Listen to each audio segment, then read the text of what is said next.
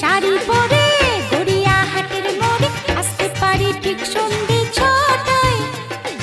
এলাম যে কথা নিতে পুজোর অষ্টমীতে, ঠিক বলো না আসছো তুমি কটায়? সত্যি করে বলো না, করো না আমায় ছলো না।